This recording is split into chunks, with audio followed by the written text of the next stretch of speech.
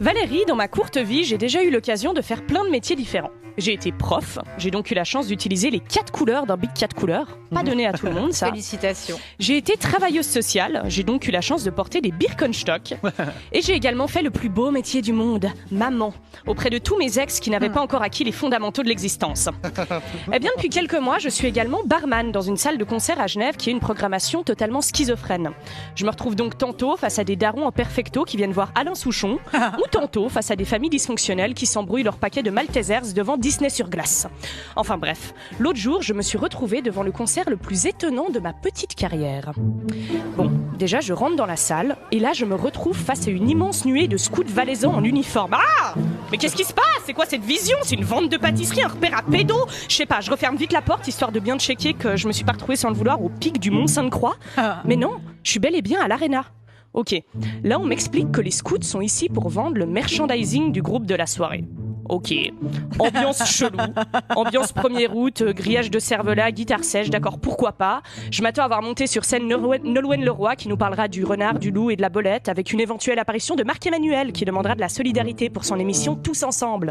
Je me dis, bon, encore une soirée à servir des espresses à des quinquas, pas mal, hein, cette population laisse des pourboires, hip hip hip, hurrah, comme le dirait la population locale.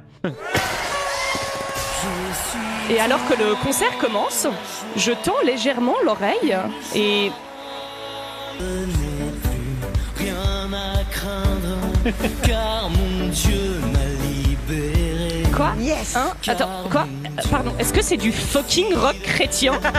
Qu'est-ce qui se passe? Dans quel genre de multiverse me suis-je donc retrouvée? Qui a la télécommande? Philippe! Arrête de jouer avec l'univers et de mettre des trucs que tu trouves rigolos dedans, là! Tu arrêtes!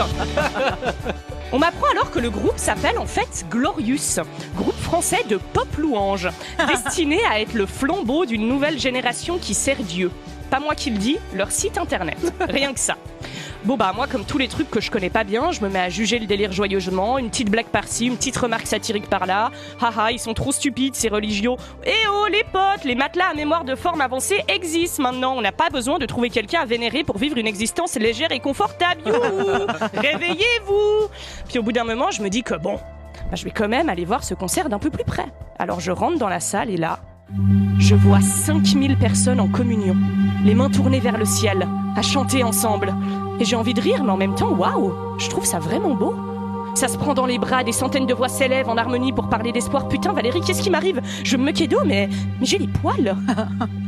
Je suis 1er degré ému. On vient vers moi, on me prend par la main, on me dit avec une sincérité déconcertante que l'amour du Seigneur soit avec toi, yeux dans les yeux. Ça m'a touchée. Purée, mais j'ai tellement besoin de ce genre d'ocytocine dans ma vie.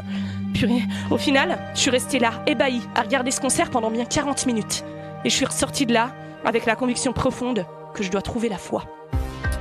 Bon, je sais ce que vous vous dites, hein. À ce rythme-là, pas étonnant de me retrouver dans 2-3 semaines dans une toge blanche en pleine forêt à répéter des mantras pour vénérer un gourou. Clairement, je suis la cible parfaite, hein. Peut-être même que je suis la preuve que le groupe Glorious est une propagande, hein. Parce que moi, à la base, la religion, c'est pas trop mon délire. En fait, j'ai arrêté d'y croire quand on m'a appris que Ève avait quitté le jardin d'Éden parce qu'elle avait craqué pour une pomme. Quoi? Mais qui craque pour une pomme? Ça va pas, t'es chelou de ouf, Ève. On craque pour un croque-monsieur extra béchamel, ça ok, mais pas une pomme. C'est pas du tout crédible, cette histoire. Et pourtant, ça m'a pas empêché de repenser à ce concert pendant plusieurs semaines encore après de manière un peu émue. Et de me dire qu'avoir la foi, ça a l'air quand même vachement cool, bordel. Et après, je me suis rappelé de ce que ma mère m'avait dit en 2011, alors que j'étais en train de défendre DSK devant toute ma famille après l'avoir entendu parler 5 minutes dans le 20h de Claire Chazal. Marion, tu es une fille trop influençable. Non, c'est pas vrai du tout. C'est mon libre arbitre qui m'a fait aimer le groupe Trio et pas mes amis qui ont des tatouages Home sur le bras. Puis d'ailleurs, Norman est innocent. Tu comprends rien, maman. Puis moi d'ailleurs, j'ai plus rien à craindre depuis que mon Dieu m'a libérée. Allez, maintenant, rends-moi cette toche blanche. Bras cassés couleur.